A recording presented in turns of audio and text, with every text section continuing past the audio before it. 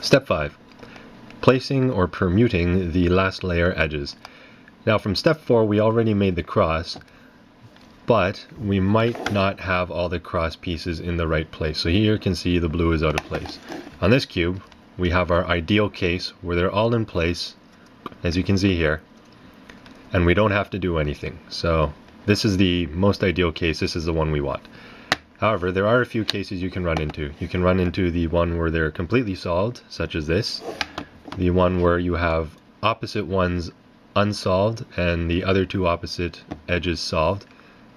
In this case it would be the red and orange are solved and the blue and green are not. Of course we can just swap those around, and now the red and orange are unsolved and the blue and green are.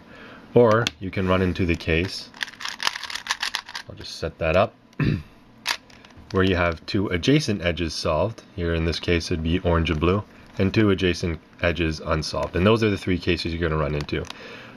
For the opposite ones you're going to need to execute the algorithm I'm going to show you twice, and for the adjacent ones you're only going to need to execute the algorithm once. And obviously for the solved you don't need to do anything, no algorithms for that.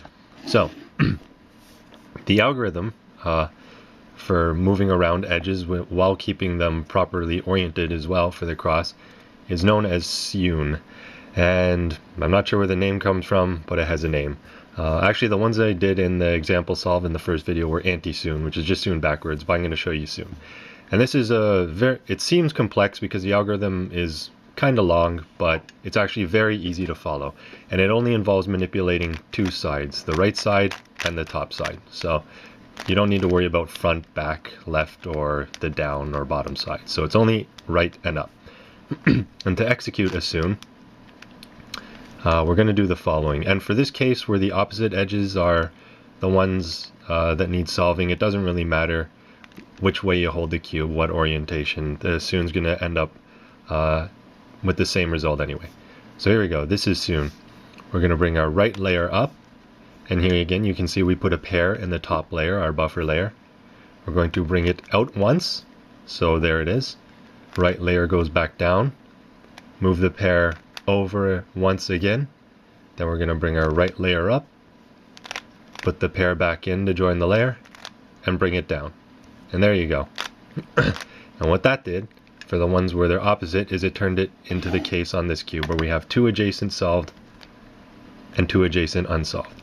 And to solve that we're going to execute sewn again. However, we want to make sure our unsolved edges are at the front and the left. So when you have your unsolved edges at the front and left, we're going to execute sewn. So we're going to bring that pair up, move it out once, replace the right layer, move it out again so it's at the very opposite end, bring right back up, and put the pair back in. And all we have to do is fix the layer. And there you go. Just got to move it over again once, and we have all our edges for the top cross nicely solved. So that's all you have to do. Next step is placing the corners in the correct place. Step 6.